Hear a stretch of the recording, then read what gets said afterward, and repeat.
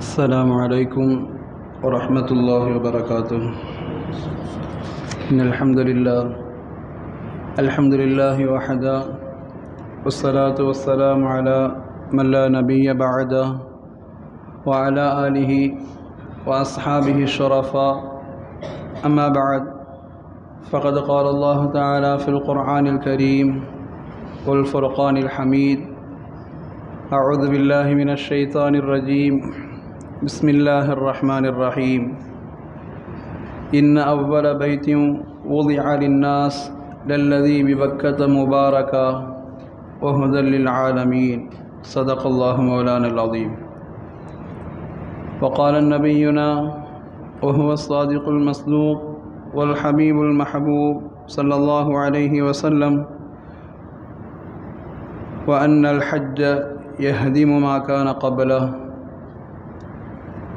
اللهم صل أفضل صلاة على أسعد مخلوقاتك سيدنا محمد وآله وصحبه عدد ما ذكره الذاكرون وغفل عن ذكره الغافلون، وصدق رسوله النبي الكريم، ونحن على ذلك من الشاهدين والشاكرين، والحمد لله رب العالمين.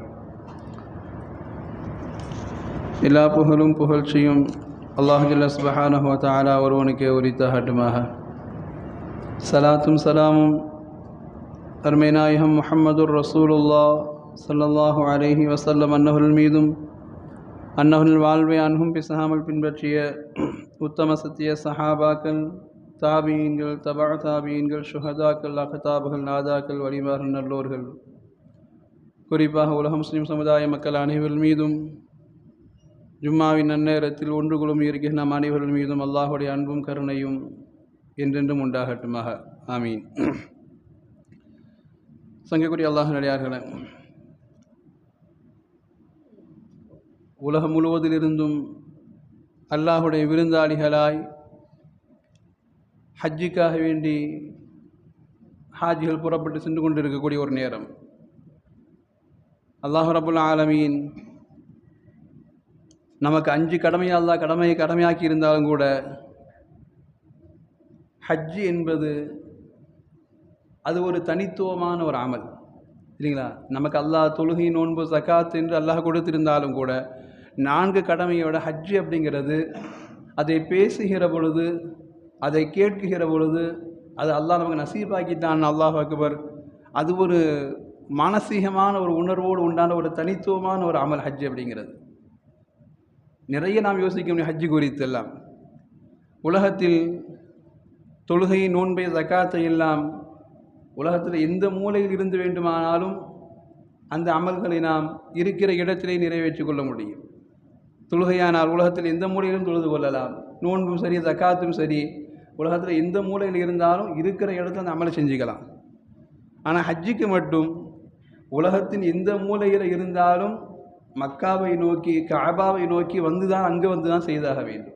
அது ஹஜ்ஜிக்கு மட்டும் ஒன்றான ஒரு பிரத்யேகமான ஹஜ்ஜினுடைய ஒரு ஸ்பெஷல் அப்படின்னு யோசிக்கிற பொழுது எல்லா அமலுக்கும் உலகத்தில் எந்த மூலையிலும் செஞ்சுக்கலாம். ஆனால் எந்த மூலையில் இருந்தாலும் ஹஜ்ஜி செய்யலைன்னா மக்காவுக்கு வந்தாகணும் அப்படிங்கிறது அந்த ஹஜ்ஜினுடைய ஒரு ஏக்கத்தை, ஒரு எதிர்பார்ப்பை நமக்குள்ளே தூண்டுகிற ஒரு அற்புதமான ஒரு அமல் ஹஜ்ஜினுடைய அமல். ஹஜ்ஜினுடைய நிறைய விஷயங்கள் நாம் யோசிக்க முடியும். தனித்துவமாக எல்லா அமல்களிலிருந்தும் ஹஜ்ஜை தனித்துவப்படுத்துகிற சில அமல்கள், சில விஷயங்கள் ஹஜ்ஜில் உண்டு.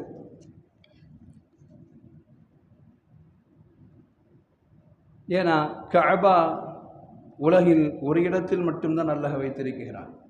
கஅபாவை மாதிரி அப்படின்ற மாதிரி உலகத்தில் நாம் செட்டிங்காக செஞ்சுக்கிட்டாலும் கூட உலகத்தில் கஅபா என்பது அல்லாஹுடைய ஆலயம் என்பது, எல்லா பள்ளிகளும் அல்லாஹுடைய வீடு தான், அது அல்லாஹுடைய இல்லம்தான். ஆனால் கஅபாவை போன்று எதுவும் கிடையாது. கஅபா உலகத்தில் அல்லாஹ் ஒருவன் என்பது போன்று பைத்துல்லாஹ் என்பது அதுவும் ஒன்று தான், அது ஒன்று மட்டும்தான். அதனால தான் ஹஜ்ஜி அப்படிங்கிறது கஅபாவினில் நேரடியாக சென்று நாம் செய்கிற அமல். அங்கு மட்டும்தான் கஅபாவை காண முடியும், அங்கு மட்டும்தான் சஃபா மர்வாவை பார்க்க முடியும், அங்கு மட்டும்தான் மினாவை காண முடியும், அங்கு மட்டும்தான் அரஃபா இருக்கிறது, முஸ்தலிஃபா இருக்கிறது, ஜமராத் இருக்கிறது என்று இந்த ஹஜ்ஜினுடைய அமல்களுக்கு உண்டான அத்துணையும் அல்லாஹ் ரப்புல் ஆலமீன் உலகத்தினுடைய எந்த பகுதியில் இருந்தாலும் ஹஜ்ஜை செய்வதற்கு நாம் மக்காவை நோக்கி வந்தாக வேண்டும் என்பது அந்த ஹஜ்ஜினுடைய ஒரு பிரத்யேகமான ஒரு ஸ்பெஷலான ஒரு பாக்கியம் அது இல்லைங்களா. அல்லாஹ் அந்த பாக்கியத்தினுடைய தௌஃபீகை அல்லாஹ் உலகத்தின் எல்லா மூமின்களுக்கும் நசீபாக்கி தர வேண்டும். ஹஜ் நாம் நினைக்க அந்த ஹஜ்ஜில் நிறைய யோசிக்க முடியும். அல்லாஹ் கூட நிறைய இடத்துல அல்லாஹ் சொல்லுவான், நாம் நினைத்திருந்தால் உங்களை எல்லாம் ஒரு கருத்துள்ளவர்களாக நாம் படைத்திருக்க முடியும். ஒரே கருத்துள்ளவர்களாக உலகத்தில் எந்த விதமான பாகுபாடும் இன்றி எந்த விதமான ஜாதி இருந்தாங்க ஏற்றத்தாழ்வும் இல்லாமல் எல்லோரையும் ஒரே மதத்தில் ஒரே மார்க்கத்தில் நம்மளால் உருவாக்கி இருக்க முடியும் அப்படின்னு அல்லாஹ் சொல்லுவான். அது நாம் கூட சில யோசிப்போம், எப்படி அல்லாஹ் நினைச்சது எப்படி எல்லாத்தையும் ஒரே மாதிரி உருவாக்கி இருக்க முடியும் மாதிரி சில நேரம் யோசிக்கலாம். அதற்கு ஹஜ்ஜினுடைய அந்த இடம் அல்லாஹ் சொல்கிறான் ஒரு பெரிய ஒரு உங்களுக்கு அந்த ஒரு சிந்தனை தர ஒரு இடம். எப்படி ஆக முடியும்? அல்லாஹ் சொல்லி காட்டுறான் குர்ஆனில், இன்னஹாதிஹி உம்மத்துக்கும் உம்மத்தும் வாஹிதா, இந்த சமுதாயம் உம்மத்தும் வாஹிதா, ஒரே சமுதாயம் தான், ஒரே சமுதாயம் தான். நினச்சி பாருங்க, உலகத்தினுடைய பல மொழி பேசுகிற மக்கள், பல தேசத்தினுடைய பல நாடுகளுடைய மக்கள், பல நிறங்களை கொண்ட மக்கள், கருப்பு சிவப்பு வெள்ளை மாநிற என்னென்ன உலகத்து நிறம் உண்டோ எல்லா நிற மக்களையும் அங்கே பார்க்க முடியும். இப்படி எல்லா நிறங்களுடைய எல்லா வயதுடைய பெரியவங்க சிறியவங்க வயசானவங்க அவங்க எந்த வித்தியாசம் இல்லாமல் எல்லா வயதுடைய எல்லா நிறமுடைய எல்லா மொழி பேசுகிற எல்லா நாட்டு மக்களும் ஒரே முழக்கத்தோடு லப்பைக் அல்லாஹும்ம லப்பைக் என்கிற ஒரே முழக்கத்தோடு ஒரே தல்பியாவோடு அங்கே ஹஜ்ஜில் நிற்கிற பொழுது அல்லாஹ் உணர்த்தி காட்டுறான். அல்லாஹ் நமக்கு உணர்த்தி காட்டுறான். பார், என்னென்ன மொழி இல்லாமல் பேசுகிறான். தமிழ் பேசுகிறவன் இருக்கிறான், மலையாளம் பேசுகிறவன் இருக்கிறான், சைனீஸ் பேசுகிறவன் இருக்கிறான், கொரியன் பேசுகிறவன் இருக்கிறான், மலையாளம் பேசுகிறவன் இருக்கிறான், இங்கிலீஷ் பேசுகிறவன் இருக்கிறான். எல்லா மொழிக்காரனையும் ஒரே இடத்துல வச்சு என்னால் ஒன்று சேர்க்க முடிகிறது மாதிரி நமக்கு அல்லாஹ் சொல்கிறான். நான் நினைத்திருந்தால் உலகத்தில் எல்லோரையும் ஒரே மார்க்கத்தின் கீழ் என்னால் கொண்டு இருக்க முடியும். அது என்னால் முடியாது கிடையாது. அதுக்கு சாம்பிள் ஹஜ்ஜி. ஒரு 5 நாளுடைய அமல்களுக்காக வேண்டிதான் ஒரு 10 நாள், ஒரு 20 நாள், ஒரு 40 நாட்கள் என்று அந்த 40 நாட்களில் உலகத்தின் எல்லா மக்களையும் எல்லா மொழி பேசுபவர்களையும் எந்த பேதம் இன்றி எந்த வித்தியாசம் இன்றி ஒரே இடத்துல ஒன்றா நிற்க வச்சு அவன் மொழியில் கேட்க வைக்க முடிகிற பொழுது என்னால் எல்லோரையும் ஒரே மார்க்கத்தில் வைக்க முடியாதா? வைக்காமல் இருந்ததும் அதுவும் என்னுடைய தகுதி தான், அதுவும் என்னுடைய குதிரத்து தான் என்று அல்லாஹ் யோசிப்பதற்கு நான் அடையாளமாய் இன்னஹாதிஹி உம்மத்துக்கும் உம்மத்தும் வாஹிதா, இந்த சமுதாயம் அது ஒரே சமுதாயமாக இருக்கும் என்கிறதற்கு நான் அடையாளமாய் என்னால் செய்ய முடியும் என்பதற்கு நான் அடையாளம். ஹஜ்ஜினுடைய அடையாளத்தில் அல்லாஹ் ரப்புல் ஆலமீன் இந்த உம்மத்திற்கு எல்லா மக்களையும் ஒன்று சேர்த்து கொண்டு அல்லாஹ் யோசிக்க வைக்கிற ஒரு அடையாளம். இது ஹஜ்ஜில் நாம் யோசித்து பார்க்க வேண்டிய நம்முடைய சிந்தனைக்கு எட்ட முடியாத நிறைய விஷயங்கள். ஹஜ்ஜு அது ஒரு தனித்துவமான ஒரு அமல்.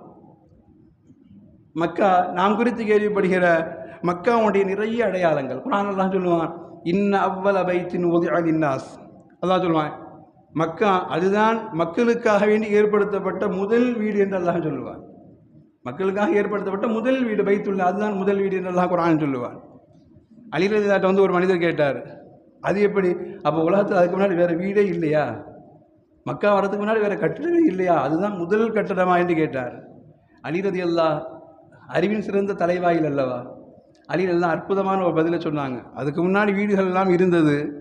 ஆனால் அல்லாஹ் குர்ஆனில் சொல்கிற முறை என்ன தெரியுமா? இன் அவ்வல பைத்தின் உதிஅ லின்னாஸ், மக்களுக்காக உருவாக்கப்பட்ட வீடுகளில் முதல் வீடுன்னு அல்லாஹ் சொல்லக்கூடிய அடையாளம் அது என்ன தெரியுமா? சொன்னார்கள் அலி ரலியல்லாஹு, அல்லாஹுடைய முபாரக்கன் ஃபீ, பரக்கத்தான வீடு என்பதில் அதுதான் முதல் வீடு. ஹுதா, உலகத்திற்கே நேர்வழி காட்டுவது என்பதில் அதுதான் முதல் வீடு. ரஹ்மா, அல்லாஹுடைய அருள் நிறைந்திருக்கிறது என்கிற வீட்டில் அதுதான் முதல் வீடு. உலகத்தில் அதுக்கு முன்னால் கட்டணங்கள் இருந்திருக்கலாம், ஆனால் அல்லாஹுடைய நேர்வழியாய், அல்லாஹுடைய அல்லாஹுடைய பரக்கத்தாய் ஒரு வீடு உலகத்தில் முதல் வீடு அப்படின்னு சொன்னால் அது கஅபா மட்டும்தான் என்பதனால் தான் அல்லாஹ் ரப்புல் ஆலமீன் இன் அவ்வல பைத்தின் உதிஅ லின்னாஸ் என்று அல்லாஹ் சுட்டி காட்டுகிறான். மக்களுக்காக ஏற்பாடு செய்யப்பட்ட முதல் வீடு, ரஹமத்துடைய பரக்கத்துடைய நேர்வழிக்குள்ளான அடையாளமான வீடு கஅபாவை தவிர்த்து வேறு எந்த வீடு இல்லை அல்லாஹ் சொல்லி காட்டுற அடையாளம் வெறும் கட்டிடமாய் உருவாகி இருப்பதல்ல, அல்லாஹுடைய ரஹமத்தையும் பரக்கத்தையும் சூழ்ந்திருக்கிற ஒரு அற்புதமான முதல் வீடு அது கஅபா மட்டும்தான் என்று அது அலி ரலியல்லாஹு சொன்ன அற்புதமான விளக்கம் நம்மை யோசிக்க வைக்கிறது. அல்லாஹ் ரப்புல் ஆலமீன் அந்த வீடு குறித்து, அந்த அமல் செய்வதற்குண்டான வாய்ப்பு குறித்து அல்லாஹ் நமக்கும் வாய்ப்பை வழங்க வேண்டும் என்று யோசிக்கக்கூடிய, ஆசைப்படக்கூடிய ஒரு பாக்கியத்திற்குண்டான கஅபாவை நோக்கி ஹாஜிகள் படையெடுத்து கொண்டிருக்கிறார்கள். இன்னைக்கு சரியா துல்காதா 13 இன்ஷா அல்லாஹ். அதே துல்ஹஜ்ஜுடைய 13 ஹாஜிகள் பெரும் ஒரு சந்தோஷத்தில் இருப்பாங்க. ஏன்னா பிறை 12 ஹாஜிகள் சில பேர் திரும்பி இருப்பார்கள், உருமுக திரும்பி ஹஜ்ஜை மட்டும் திரும்பி இருப்பாங்க.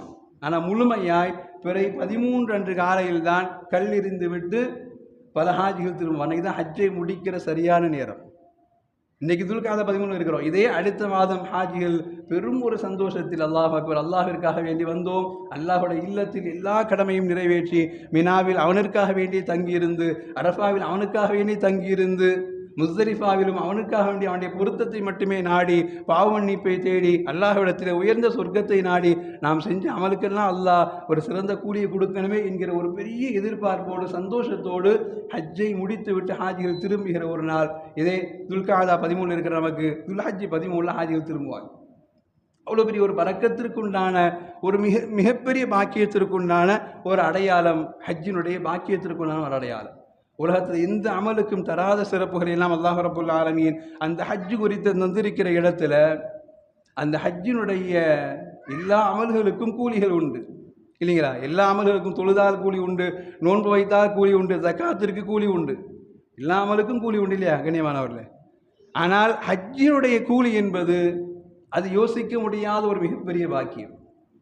எப்படி ஹஜ்ஜி என்பது அமல்களில் வித்தியாசமாக இருக்குதோ, ஏன்னா ஆயிஷா அல்லா கேட்டாங்க, யார சொல்லலாம், ஆண்கள் எல்லாம் போய் ஜிஹாதில் ஈடுபடுகிறார்கள், அவர்கள் மிகப்பெரிய கூலிகளை எல்லாம் பெற்றுக்கொள்கிறார்களே, நாங்கள் எங்களுக்கு அதுபோன்ற ஜிஹாதுடைய வாய்ப்பெல்லாம் கிடையாதா என்று கேட்கிற பொழுது நபிகள் பெருமானா ஸல்லல்லாஹு சொன்னாங்க, உங்களுக்கு வாள் தூக்கி சண்டையெல்லாம் செய்ய தேவையில்லை, வயதானவர்களுக்கும் பலகீனமானவர்களுக்கும் பெண்களுக்கும் ஹஜ்ஜு தான் ஜிஹாது. நாங்கள் சொல்லலாம், வயதானவர்களுக்கும் பலகீனமானவர்களுக்கும் பெண்களுக்கும் ஹஜ்ஜு தான் ஜிஹாத். ஹஜ்ஜில் ஆண்கள் எந்த நன்மையை பெறுகிறார்களோ அந்த நன்மையை நீங்கள் ஹஜ்ஜில் உடனடியாக அடைந்து கொள்ள முடியும் என்று ரசூலுல்லாஹ் சொன்னாங்கன்னா ஹஜ்ஜினுடைய மிகப்பெரிய பாக்கியம். அல்லாஹ் அக்பர். இந்த உம்மத்தெல்லாம் ஆசைப்பட வேண்டும், ஒவ்வொரு பக்திலும் அல்லாஹ்விடத்தில் நாம் ஆசைப்பட்டு கேட்க வேண்டும். அந்த ஹஜ்ஜினுடைய பாக்கியத்தை நசீபாக்கிய அல்லாஹ் இது நாம் கேட்டு பழக வேண்டும். அவ்வளோ பெரிய கூலியில் சிறந்த ஒரு கூலி. நபிகள் பெருமானா ஸல்லல்லாஹு அலைஹி வஸல்லம் கூலியில் ரசூலுல்லாஹ் மறுமையை மட்டும்தான் முற்படுத்துவாங்க. ஆனால் ஹஜ்ஜிக்கு மட்டும்தான் ரசூலுல்லாஹ் உலகத்தில் நாம் எதுக்கு பயப்படுவோமோ இல்லையா, நம்முடைய மனசை தெரிந்து, ஏன்னா ஹஜ்ஜிக்கு ஒரு நேரம் இருந்தது ஒரு 60,000 70,000 இருந்தால் போதுன மாதிரி இருந்துச்சு. அதுக்கடுத்து 1 ஆச்சு 2 ஆச்சு. இன்றைக்கி எல்லாம் தனியாரில் போகணும்னா 7 லட்சம் கொடுத்தோம் 8 லட்சம் கொடுத்தோம்னு சொல்கிற இடத்துல இப்படி ஏறிக்கிட்டே போச்சுன்னா செல்வம் எல்லாம் குறைஞ்சிருமோ இல்லையா? இப்படி நம்ம ஒரு ஆளுக்கு 7 லட்சம் 8 லட்சம் கொடுத்தோம்னா குடும்பத்தில் 3 பேர் போகணும்னா என்ன ஆகுறது அப்படின்னு நினச்சி நம்ம மனசு பயப்படுற இடத்துல இதெல்லாம் யோசித்தாங்க. இன்னும் ரசூலுல்லாஹ் அன்றே ரசூலுல்லாஹ் சொன்ன வார்த்தை, அல்லாஹு அக்பர், ஹஜ்ஜு செய்வதற்கு நீங்கள் ஆசைப்படுங்கள், தாபிஉ பைனல் ஹஜ்ஜி வல் உம்ரா, ஹஜ்ஜு உம்ராவுக்கு மத்திய நீங்கள் தொடர்படியாக செய்யுங்கள். ரசூல் சொன்ன அற்புதமான வார்த்தை, ஃபஇன்ன முத்ததாபிஅத்தம் பைனஹுமா, நீங்கள் அவைகளுக்கு மத்தியில் தொடர்படியாய் செய்வது என்பது தன்ஃபில் ஃபக்ர ஃபஇன்ன முத்ததாபிஅத்தும் பைனஹுமா, அவைகளுக்கு நீங்கள் தொடர்படியாக செய்வது என்பது தன்ஃபில் ஃபக்ர வதுனூப். ரசூலுல்லாஹ் சொன்னாங்க, அது வறுமையை உங்களை விட்டு ஓட வச்சிருந்தாங்க. சுப்ஹானல்லாஹ். நாம் பணம் ஏறிக்கிட்டே போகுதுன்னு பயப்படுறோம். எப்படிங்க ஹஜ்ஜுக்கு போகிறது, இந்த வருஷமே இவ்வளோ, அடுத்த வருஷம் இவ்வளோ, இன்னொரு 5 வருஷம் தான் போச்சுன்னா எவ்வளோ பயப்படுற இடத்துல ரசூலுல்லாஹ் 1400 வருடங்களுக்கு முன்னாடி சொல்கிறாங்க, நீங்கள் ஹஜ்ஜுக்கு போகணுன்னா நீங்கள் செல்வத்தை பற்றிலாம் யோசிக்காதீங்க, அது உங்களிடமிருந்து வறுமையை போக்கிவிடும், உங்களிடம் காலாகாலம் பரக்கத்து இருந்து கொண்டே இருக்கும் என்பதற்குண்டான அற்புதமான சிந்தனை ரசூலுல்லாஹ் சொன்னாங்க ரசூலுல்லாஹ் வதுனூப், பாவத்தையும் அழித்துவிடும். உலகத்தினுடைய தேவைகளில் வறுமை உங்களை ஒட்டவே ஒட்டாது, பரக்கத் சூழ்ந்த வாழ்க்கை உங்களுக்கு கிடைத்து கொண்டே இருக்கும். 2வது அடையாளம் வதுனூப், பாவங்கள் முழுவதும் மன்னிக்கப்படுகிற அடையாளம் ஹஜ்ஜில் உண்டு என்பதனால் நீங்கள் ஹஜ்ஜை நீங்கள் தொடர்ந்து செய்யுங்க. நாங்கள் ரசூலுல்லாஹ் ஹஜ்ஜை நீங்கள் தொடர்ந்து செய்யுங்கள் என்று ரசூலுல்லாஹ் ஆர்வப்படுத்துகிற இடத்துல நபிகள் பெருமானா ஸல்லல்லாஹு அலைஹி சொன்னவர்கள் சில அமல்களுக்கு மட்டும் இப்படி சொன்னாங்க. ரசூலுல்லாஹ் அம்ர் இப்னு ஆஸ் ரலியல்லாஹு அன்ஹு ரசூலுல்லாஹ்ட்ட இஸ்லாத்தை ஏற்க வந்தாங்க. இஸ்லாத்தை ஏற்க வந்த அம்ர் இப்னு ஆஸ் ரலியல்லாஹு ரசூலுல்லாஹ்ட்ட கேட்டாங்க, யா ரசூலுல்லாஹ், நான் ஒரு ஷரத்தை, ஒரு நிபந்தனையோடு நான் இஸ்லாத்தை ஏற்றுக்கொள்கிறேன் என்று சொல்கிற பொழுது ரசூலுல்லாஹ் கேட்டாங்க, என்ன நிபந்தனை? அப்போ கை வைக்க வந்த அம்ர் இப்னு ஆஸ் ரலியல்லாஹு கேட்டாங்க ரசூலுல்லாஹ், யா ரசூலுல்லாஹ், நான் அஷ்ஹது அல்லா இலாஹ இல்லல்லாஹ் வ அன்னக ரசூலுல்லாஹ் என்று நான் கலிமாவை சொல்லி உள்ளே நுழைகிற பொழுது என் பாவங்கள் மன்னிக்கப்படும் யா ரசூலுல்லாஹ். நான் இஸ்லாத்துக்குள் நுழைஞ்சிட்டேன்னா இந்த ஷஹாதத் கலிமாவினால் என் பாவங்கள் மன்னிக்கப்பட்டாங்க ரசூலுல்லாஹ். அப்போ ரசூலுல்லாஹ் அந்த சஹாபிக்குமாக மட்டுமாக இல்லை, உலகத்தினுடைய எல்லா மக்களுக்குமாக சேர்த்து சொன்னாங்க ரசூலுல்லாஹ். அம்மா அலிம்த, உங்களுக்கு தெரியாதான் கேட்டாங்க ரசூலுல்லாஹ். அம்ர் இப்னு ஆஸ் ரலியல்லாஹு பார்த்து கேட்டாங்க, அம்மா அலிம்த, உங்களுக்கு தெரியாதா அன்னல் இஸ்லாம யஹ்திமு மா கான கப்லஹ், ஒரு மனிதர் எப்பொழுது கலிமாவை சொல்லி இஸ்லாத்திற்குள்ளே நுழைகிறாரோ அப்பொழுது அவருடைய எல்லா பாவங்களும் மன்னிக்கப்படுகிறது, அவர் பாவங்கள் மன்னிக்கப்பட்ட புனிதராகத்தான் இஸ்லாத்திற்கு நுழைகிறார் என்பது உங்களுக்கு தெரியாதா? இது மட்டும்தான் அவங்களுக்கு தேவையான பதில் இல்லையா? அவர் நான் கலிமாவுக்கு வர வந்தால் பாவம் மன்னிப்புன்னு கேட்டாங்க. இது மட்டும்தான் தேவையான பதில். ஆனால் அடுத்த ரசூல் அந்த உம்மத்துக்கு சேர்த்து சொன்னாங்க, வஅன்னல் ஹிஜ்ரத்தும் தஹ்திமு மா கான கப்லஹா, ஒரு மனிதர் செய்கிற ஹிஜ்ரத், மக்காவிலிருந்து மதீனாவை நோக்கி செய்கிற அந்த ஹிஜ்ரத்துடைய பயணத்தின் மூலமாகவும் அவருடைய எல்லா பாவங்களும் மன்னிக்கப்படுதுன்னாங்க. இன்றைக்கி நம்ம யோசித்து பார்த்தோம்னா, இன்றைக்கி அல்லாஹ் நமக்கெல்லாம் இஸ்லாத்தை ஆரம்பத்திலிருந்து நமக்கு பிறந்ததுலேருந்து இஸ்லாத்தில் பாக்கியத்தை எல்லாம் கொடுத்துருக்குறான். நமக்கு அந்த எல்லா பாவம் மன்னிக்கப்படுகிற வாய்ப்பு இருக்குதா இல்லையா அப்படின்னு நமக்கு ஒரு கஷ்டம் இல்லையா? ஏன்னா நம்மளாம் பிறந்ததுலேயும் இஸ்லாத்தில் இருக்கிறோம், இருந்துட்டு தான் பாவம் செஞ்சுக்கிட்டு இருக்கிறோம். திடீரென்று இஸ்லாத்து திடீரென்று 40 வயசில் 30 வயசில் நுழையில்லை. அந்த பாக்கியத்தை பெற்றவர்கள் பெரும் பாக்கியவான்கள். அதுமாதிரி ஹிஜ்ரத் என்பது இன்னைக்கு ஹிஜ்ரத்தினுடைய பொருள் இருக்கிறதை தவிர்த்து அசல் ஹிஜ்ரத் இல்லை. மக்கா டு மதீனா ஹிஜ்ரத் செய்த அந்த சஹாபாக்கள் தான் உண்மையான ஹிஜ்ரத்வாதிகள். அப்போ அவர்களுக்கு கிடைத்த அந்த பாக்கியம் நமக்கு இல்லையேன்னு யோசிக்கிற இடத்துல ரசூலுல்லாஹ் சேர்த்து சொன்னாங்க. ஏன் அம்ர் இப்னு ஆஸ் ரலியல்லாஹு பார்த்து சொன்ன அந்த வார்த்தையில் இந்த உம்மத்தும் யோசிப்பார்கள் என்று நினைத்தா சொன்னார்களோ என்னவோ, வ அன்னல் ஹஜ்ஜ தஹ்திமு மா கான கப்லஹ், ஏன் உங்களுக்கு தெரியாதா ஹஜ்ஜும் முந்தைய எல்லா பாவங்களையும் மன்னிப்பதற்கு போதுமாக. சுப்ஹானல்லாஹ், நமக்கு அந்த வாய்ப்பை யோசிக்கிறோம். நாமெல்லாம் திடீர்னு இஸ்லாத்துக்கு வர்றவங்க இல்லையே, வந்தவங்க இல்லையேன்னு யோசிக்கிறோம். நமக்கெல்லாம் ஹிஜ்ரத் இல்லையேன்னு யோசிக்கிறோம். ரசூலுல்லாஹ் சொன்னாங்க, ஹஜ் இருக்குது அல்லவா, ஹஜ்ஜை செய்யுங்கள், முந்தைய எல்லா பாவங்களும் மன்னிக்கப்பட்டாங்க. சுப்ஹானல்லாஹ், அல்லாஹ் அந்த பாக்கியத்தை நம்ம அவர்களுக்கு நசீபாக்கி தர வேண்டும். கண்ணியமானவர்கள், ஹஜ் என்பது எல்லா பாவங்களையும் மன்னிப்பதற்குண்டான பாக்கியம் மிகுந்த ஒரு அமல். ஏன்னா மற்ற எந்த அமல்களுக்கும் ரசூலுல்லாஹ் அந்த வார்த்தையை சொல்லலை. நீங்கள் தொழுகுங்கள், எல்லா பாவங்களும் மன்னிக்கப்பட்ட ரசூலுல்லாஹ் சொல்லலை. தொழுதுட்டு துவா கேளுங்க, அல்லாஹ் பார்த்து மன்னிப்பான்னாங்க. நோன்பு வையுங்கள், நோன்பின் மூலமாக நம்முடைய மகஃபிரத் கிடைக்குது நாங்கள் ரசூலுல்லாஹ், எல்லா பாவங்களும் மன்னிக்கப்பட்ட உத்தரவாதத்தை ரசூலுல்லாஹ் கொடுக்கல. ஜக்காத்துக்கும் அந்த வார்த்தையை சொல்லலை. ஆனால் ரசூலுல்லாஹ் ஹஜ்ஜுக்கு சொன்னாங்க, வஅன்னல் ஹஜ்ஜ தஹ்திமு மா கான கப்லஹ், முந்தைய எல்லா பாவங்களும் மன்னிக்கப்படுகிற பாக்கியம் ஹஜ்ஜில் உண்டு என்று சொன்னால் அந்த ஹஜ்ஜை நாம் எவ்வளவு தூரம் ஆர்வப்பட வேண்டும் என்பதற்குண்டான அடையாளத்தை ரசூலுல்லாஹி ஸல்லல்லாஹு அலைஹி வஸல்லம் இந்த வார்த்தையை உணர்த்தி காட்டினார். இன்றைக்கும் ஹஜ்ஜுக்கு உண்டான தயாரிப்பில் இருக்கிற பொழுது நாம் காரணங்களை சொல்லி சொல்லி சொல்லி பிற்படுத்துகிற இடத்துல இந்த வார்த்தைக்கு தகுதியானவர்களாய் நாம் மாற வேண்டும் என்கிற ஆசை நம்மை ஹஜ்ஜுக்கு ஒரு உந்துதலை ஏற்படுத்த வேண்டும். அதற்காக வேண்டி சேர்த்து வைப்பதில் ஒரு ஆர்வம் வர வேண்டும். அதை அல்லாஹ்விடத்திலே கேட்டு பெறுவது நமக்கு உண்டான ஒரு ஆசைகள் வர வேண்டும். ஏன்னா ஹஜ்ஜு குறித்து ரசூலுல்லாஹ் அந்த அமல்கள் குறித்து பேசின ஒவ்வொரு வார்த்தையும் இந்த உம்மத்திற்கு பெரிய யோசனையாக ரசூலுல்லாஹ் பேசினாங்க.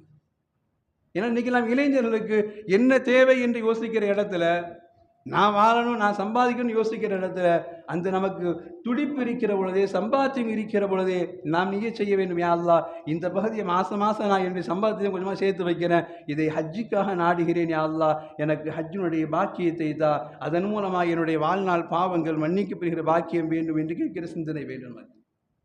இல்லையா? சேர்த்து வைக்க நினைக்கிறோம், வீடு கட்ட நினைக்கிறோம், எல்லாம் தேவைதான். எல்லாம் தேவை என்பதோடு ஹஜ்ஜையும் சேர்த்து, யா அல்லாஹ் நான் என்னால் முடிந்த தொகையை சேர்த்து வைக்கிறேன், எனக்கு ஹஜ்ஜை நசீபாக்கி தந்துவிடு யா அல்லாஹ் என்று கேட்கிற ஒரு ஆசையும் ஆர்வம் வர வேண்டும். ஏன்னா ஹஜ்ஜுடைய அமலுக்கு ரசூலுல்லாஹ் உபயோகப்படுத்தின வார்த்தை வேறு எதுக்குமே உபயோகப்படுத்தலை.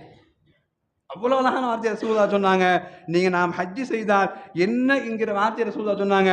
ரஜஅ, அவர் திரும்பி வருகிற பொழுது, கயௌமி வலதத்துஹு உம்மா, அவருடைய தாய் வயிற்றிலிருந்து வந்தால் எப்படி வருவாரோ அப்படியானால் அன்று பிறந்த பாலகன் போன்று பாவம் இல்லாதவராக வருகிறார் என்கிற இந்த வார்த்தையை அல்லாஹ் அக்பர் வேறு எந்த அமலுக்கும் ரசூலுல்லாஹ் சொன்னது கிடையாது. கயோமி வலதத்துஹு உம்மா, அவருடைய தாயின் வயிற்றிலிருந்து வந்தால் அன்று பிறந்த பாலகன் அவனுடைய பட்டோலையில் பாவங்கள் ஏதாவது இருக்குமா, அது மாதிரி திரும்பி வர்றார் என்கிற ரசூலுல்லாஹ்வுடைய அந்த வார்த்தை இவ்வளவு அற்புதமாக இந்த ஹஜ்ஜை குறித்து நாம் ஆசைப்படுவதற்கும் யோசிப்பதற்கும் வார்த்தையாக இருக்குது. எந்த அமலுக்கும் ரசூலுல்லாஹ் அந்த வார்த்தையை சொன்னதில்லை. ரசூலுல்லாஹ் சொன்னாங்க, மன் ஹஜ்ஜ ஃபலம் யர்ஃபுஸ் வலம் யஃப்சுக், யார் அசூசையான வார்த்தைகள் பேசாமல், யார் அந்த ஹஜ்ஜில் பெரும் பாவங்கள் ஈடுபட்டு விடாமல், இந்த ரெண்டு அடையாளம் தான். அசூசையான வார்த்தையை பேசி பக்கத்தில் சண்டை பிடிக்காம மற்றவர்கள் முகம் சுளிக்கிற அளவுக்கு நடந்து கொள்ளாம பெரும் பாவத்தில் ஈடுபடாம ஹஜ்ஜிக்கு போன நாம ஹஜ்ஜில் மட்டும் குறிக்கோளாக இருந்து அந்த ஹஜ்ஜை அந்த 5 நாளும் பேணிக்கையாய் நாம் இருந்து அல்லாஹ்வுக்காக நிறைவு செய்து விட்டால் ரசூலுல்லாஹி வார்த்தை அவர் அன்று பிறந்த பாலகனை போன்று என்கிற இந்த வார்த்தை வேறு எந்த அமலுக்கும் சொல்லப்படாத ஒரு அடையாளமாக ரசூலுல்லாஹ் சொல்லி இருக்கிறாங்கன்னா இந்த உம்மத்தை யோசிக்க சொல்கிறார் நபிகள் பெருமானார் ஸல்லல்லாஹு அலைஹி வஸல்லம் அவர்கள். எந்த அமலுக்கும் இல்லாத இந்த கூலியை வாங்க ஆசைப்படலாம், வேற எது ஆசைப்பட போறோம் இல்லையா? அன்று பிறந்த பாலகன் என்று எந்த அமலுக்கும் சொல்லாத ஒரு வாத்தியர் சொல்லியிருக்கிற பொழுது ஹஜ்ஜை நாம் இன்னும் ஆசைப்படுவதற்குண்டான சூழலையும் அதற்குண்டான தேட்டத்தை நாம் அதிகப்படுத்தாமல் இருக்கிறோம்னா நாம் நம் குறித்து யோசிக்க வேண்டும். நம்முடைய ஈமானுடைய அடையாளம் என்ன? இன்னுமா ஹஜ்ஜை குறித்து நாம் யோசிக்காமல் இருக்கிறோம் என்று யோசிப்பதற்குண்டான ஒரு அடையாளமாய் ரசூலுல்லாஹ் இன்னும் அடுத்து சொன்னாங்க, இன்னல் ஹஜ்ஜல் மப்ரூர் அல் ஹஜ்ஜுல் மப்ரூர் லைஸ லஹு ஜஸாஉன் இல்லல் ஜன்னா. ஒரு ஒப்புக்கொள்ளப்பட்ட ஹஜ் அதனுடைய கூலி சுவனத்தை தவிர எதுவும் இல்லை. நாங்கள் சுப்ஹானல்லாஹ் அத்துணை அமல்களுக்கும் இல்லாத ஒரு வார்த்தையை ரசூலுல்லாஹ் ஹஜ்ஜுக்கு மட்டும் திரும்ப திரும்ப உபயோகப்படுத்தினாங்க. சொர்க்கம் அவருக்கு இருக்கிறது, சொர்க்கம் அவருக்கு நசீபாகிறது, அன்று பிறந்த பாலகனை போன்று வருகிறார், அவரை விட்டும் வறுமையும் ஏழ்மையும் தூரமாக ஓடிவிடுகிறது, அவருக்கு பரக்கத் முன்னோக்கி வருகிறது என்கிற நிறைய பாக்கியங்களை எல்லாம் எந்த அமலுக்கும் இல்லாத ஒரு பாக்கியத்தை நபிகள் பெருமானார் ஸல்லல்லாஹு அலைஹி வஸல்லம் ஹஜ்ஜுக்கு சொல்லியிருக்கிறாங்கன்னா இந்த உம்மத் ஹஜ்ஜு குறித்தும் அது குறித்து உண்டான அமல்களுக்கு உண்டான தேட்டங்கள் குறித்தும் நாம் நிறைய யோசிக்க சிந்தனை செய்ய கடமைப்பட்டிருக்கும் கண்ணியமானவர்களே. அதனால்தான் என்னவோ சில பேருக்கு அந்த விவரம் தெரிஞ்ச உடனே இல்லையா நாம் எந்த அமலையும் அதிகமாக தொழுகையில் கேட்க மாட்டோம். யாரெல்லாம் எனக்கு தஹஜ்ஜுத் தொழுகை வாய்ப்பதா அப்படின்னு நிறைய கேட்குறோமா? கேட்போல் யாராவது ஆசைப்பட்டு உண்டு இல்லையா? எனக்கு தஹஜ்ஜுத் வாய்ப்பை தா யா அல்லாஹ், எனக்கு ஜகாத்துக்கு வாய்ப்பை தா யா அல்லாஹ், 5 வக்து எனக்கு விடாமல் தொழுகிறதுக்கு பாக்கியத்தை தா யா அல்லாஹ் அப்படிலாம் கேட்குறோமா? அதுவெல்லாம் யாருக்கு அந்த வாய்ப்பும் ஈர்ப்பும் இருக்கிறதோ அவர்களுக்கு மட்டும். ஆனால் இப்படி கேட்காமல் யாருமே இருக்க மாட்டோம் முடிந்த அளவிற்கு இல்லையா? யா அல்லாஹ், உன்னுடைய பூமியில் எல்லா இடங்களிலும் எல்லா மஸ்ஜிதிலும் சஜிதா செய்வதற்கு வாய்ப்பை தருகிற ரப்பே, உன்னுடைய பைத்துல்லாஹில் எனக்கு சஜிதா செய்வதற்கு வாய்ப்பை தா யா அல்லாஹ், நான் ஹஜ்ஜை முடிக்காமல் மூத்தாக கூடாதுன்னு துவா கேட்குறேன். எத்தனை பேர் உண்டு அல்லாஹ் இல்லையா? நான் ஹஜ்ஜுக்கு போகாமல் உன் வீட்டுக்கு வராமல் நான் மௌத்தாக போகக்கூடாது அப்படின்னு கேட்குற எத்தனை உள்ளங்கள் உண்டு.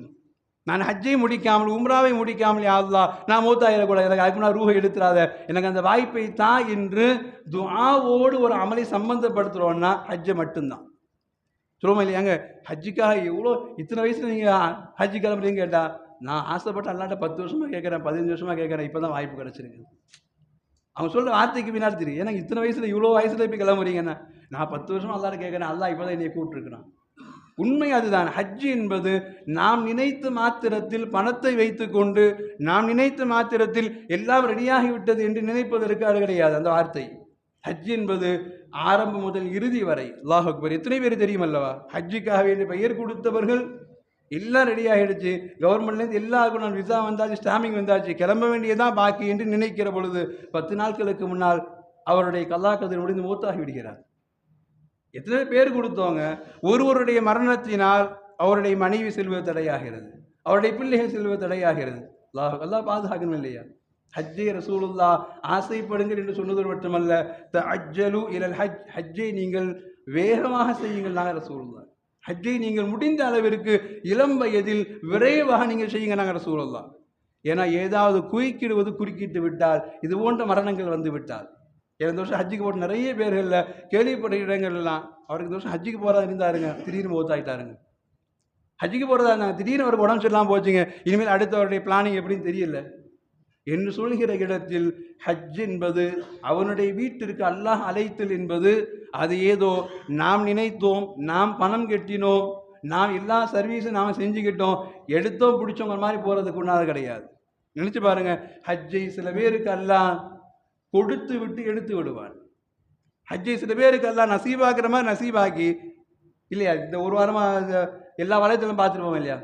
அவங்க மெஹந்தி வச்சுட்டு போனதுனால அங்கே போய் எமிக்ரேஷனில் போய் சரியாக அவங்க ரேகை பதியாதனால திருப்ப அனுப்பப்பட்டிருக்காங்கிற மாதிரி செய்தி எல்லாம் வருகிற இடத்துல ஹஜ்ஜு குறித்து யோசிக்கிற பொழுது அதனுடைய கடைசி எல்லை வரையும், ஏன் உள்ளே போய் ஹஜ்ஜை நிம்மதியாய் செய்து விட்டு அல்லாஹ்விற்காக வேண்டி முடித்து விட்டு திரும்ப வருகிற அந்த நொடி வரையும் அது அல்லாஹ் முடிவு செய்து வைக்க வேண்டும். எந்த அமலுக்கும் அப்படியெல்லாம் நாம் பயந்துகிட்டெல்லாம் செய்ய முடியாது. ஆனால் ஹஜ்ஜில் முழுக்க முழுக்க முழுக்க அல்லாஹுடைய பொருத்தம். அதனால தான் ரசூலுல்லாஹ் திரும்ப திரும்ப கேட்க சொன்னாங்க. ஹஜ்ஜில் நீங்கள் அல்லாஹ்ட்ட நாம் திரும்ப திரும்ப கேட்க வேண்டிய, அல்லாஹ் என் ஹஜ்ஜை எனக்கு இலகுவாக்கி தந்துவிடு என்கிற அந்த துஆவினுடைய பொருளில் எல்லாம் சேர்ந்திருக்கிறது. என் ஆரோக்கியம், என் பொருளாதாரம், என் குடும்பத்தின் சூழல், எனது பிரயாணம் என்று எல்லாவற்றையும் பொருளையும் உள்ளடக்கித்தான் நபிகள் பெருமானார் ஸல்லல்லாஹு அலைஹி வஸல்லம் கேட்க சொன்னாங்க, ஹஜ்ஜை எனக்கு லேசாக்கித்தாயா அல்லாஹ், தஅஜ்ஜலு இலல் ஹஜ், நீங்கள் ஹஜ்ஜிக்காகவே நீங்கள் அவசரப்படுங்கள் என்கிற வார்த்தைக்கு பின்னால் வயதை கடந்து நோயோடு போராடி கொண்டிருந்து ஹஜ்ஜை ஆசைப்படுவதற்கு முன்னால், வயோதிகத்திற்கு முன்னால் வாலிபம் இருக்கிற பொழுதே, அதற்கு உண்டான வசதி வாய்ப்புகள் இருக்கிற பொழுதே அந்த ஹஜ்ஜை நாம் செய்ய வேண்டும் என்கிற ஆசை வர வேண்டும். ஏன்னா அவங்க எவ்வளோ ஆசையோடு, இந்த வயசில் கூட அவங்க எத்தனை ஆசையோடு அவங்க சுகருக்காக டேப்லெட் எடுத்துருப்பாங்க, சுகரை குறைக்கணும்னு ஊசி போட்டு குறைச்சிருப்பாங்க, எல்லாம் செய்திருப்பாங்க. திடீர் மரணம் அவர்களை துரத்துகிற பொழுது அல்லாஹ் அவர்களுக்கு அந்த எண்ணத்திற்காக வேண்டி ஹஜ்ஜை செய்துவிட்ட கபூலியத்துடைய நன்மை அல்லாஹ் தர வேண்டும். கண்ணியமானவர், ஏன்னா போய் சேர்ந்தாச்சு, கபருக்கு அல்லாஹுடைய நாட்டம் முடிந்தது. ஆனால் அவர்கள் ஆசைப்பட்டதற்காக வேண்டியாக அல்லாஹ் அந்த நன்மை அல்லாஹ் நசீபாக்குது. எத்தனை பேர் திடீரென்று உடல்நிலை முடியவில்லை என்கிற பொழுது இந்த தடை அல்லாஹ் விரைவாக நீக்கி அவர்களுக்கு ஹஜ்ஜுடைய பாக்கியத்தை அல்லாஹ் தர வேண்டும் என்று கேட்பதற்கு உண்டான சிந்தனையில் இருக்கிற நமக்கு இந்த ஹஜ்ஜு குறித்து யோசிக்கிற பொழுது நிறைய செய்திகள் நமக்கு உண்டு. சுருக்கமாய், ஹஜ் என்பது அது என் கையில், என் பொருளாதாரத்தால், அது என் நாட்டத்தால், எனது சக்தியால் என்று மட்டும் நாம் நினைத்திட முடியாது. அத்துணைக்கு பின்னாலும் அல்லாஹுடைய நாட்டமும் அல்லாஹுடைய உதவியும் இல்லையானால் ஹஜ்ஜை முடிப்பது என்பது சாதாரண கிடையாது. ஆனால் ரசூலுல்லாஹி வார்த்தை யோசிக்க வைக்கிறது. அல் ஹுஜ்ஜாஜு வல் உம்மார் வஃப்துல்லாஹ் அப்படின்னாங்க ரசூலுல்லாஹ். ஹாஜிகளும் உம்ரா செய்பவர்களும் அல்லாஹுடைய படை நாங்கள் ரசூலுல்லாஹ். அல்லாஹுடைய படையில் சேருவதாக இருந்தால் அவன் நாடணும் இல்லையா? அல்லாஹுடைய படையில் சேருவதாக இருந்தால் அவன் நாடி இருக்கணும். அப்போ அந்த நாட்டத்திற்குள்ளே நாம் வர வேண்டுமானால் நாம் ஆசைப்படுவதோடு மட்டுமல்ல, அல்லாஹ்விடத்தில் ஒவ்வொரு வேளையும் நாம் துஆ செய்ய கடமைப்பட்டிருக்கிறோம். யா அல்லாஹ், எங்களுக்கு அந்த ஹஜ்ஜை நசீபாக்கி தந்து விடு யா அல்லாஹ், பொருளாதாரத்தின் சுமையை நீலேசாக்கு, எங்களுக்கு ஆரோக்கியத்தை தா, அந்த ஹஜ்ஜை நாங்களும் நீ ஆசைப்படுகிற முறையில், நபிகள் பெருமானார் கற்றுத்தந்த முறையில் அந்த ஹஜ்ஜை உனக்காக நிறைவேற்றுவதற்குண்டான தௌஃபீக்கை தா யா அல்லாஹ் என்று கேட்பதற்கு கடமைப்பட்டிருக்கிறோம். ஹஜ்ஜுக்கு செல்கிற ஹாஜிகளும் ஊர் மக்களுக்காக வேண்டி, குடும்பத்தார்களுக்காக வேண்டி, சுற்றத்தார்களுக்காக வேண்டி எல்லா விதமான பலாய் முசீபத்து நீங்குவதற்கு துஆ செய்வதோடு எல்லோருக்கும் அல்லாஹ் அந்த ஹஜ்ஜை நசீபாக்கி தர வேண்டும். ஹஜ்ஜை அல்லாஹ்விற்காக நிவர்த்தி செய்யாமல் அல்லாஹ் நம்முடைய ரூஹை கைப்பற்றி விடக்கூடாது என்கிற ஆசையும் சிந்தனையும் நம்முடைய ஒவ்வொரு அமலுக்கு பின்னாலும் தொழுகைக்கு பின்னாலும் துஆவாக வெளிப்படும் பட்சத்தில் அல்லாஹ் ரப்புல் ஆலமீன் நம்மையும் அல்லாஹ் ஹாஜிகளாக கபூல் செய்வதற்குண்டான பாக்கியத்தை அல்லாஹ் நசீபாக்கி தந்து, அந்த ஹஜ்ஜின் மூலமாய் என்னென்ன நலவுகள் எல்லாம் இந்த உலகத்திற்கு அல்லாஹ் நாடி இருக்கிறானோ, அந்த ஹஜ்ஜின் மூலமாய் என்னென்ன பாக்கியங்கள் எல்லாம் அல்லாஹ் ரப்புல் நமக்கு நாடி இருக்கிறானோ எல்லா நலவுகளையும் தந்து அன்று பிறந்த பாலகனாய் திரும்ப வருவதற்குண்டான தௌஃபீக்கை இன்றைய வருடங்கள் ஹஜ்ஜி செய்கிற எல்லா ஹாஜிக்கும் அல்லாஹ் நசீபாக்கி தருவானாக. பாவங்கள் மன்னிக்கப்பட்டவர்களாக திரும்பக்கூடிய பாக்கியத்தை நசீபாக்குவானாக. அவருடைய துஆக்கள், அவருடைய எண்ணங்கள், அவருடைய எல்லா விதமான தேவைகளை அல்லாஹ் இலகுவாக்கி தந்து துஆக்கள் ஒப்புக்கொள்ளப்படக்கூடிய ஹஜ்ஜிகளாக அல்லாஹ் எல்லா ஹாஜிகளும் ஆக்கி தந்து அருள் பாலிப்பானாக.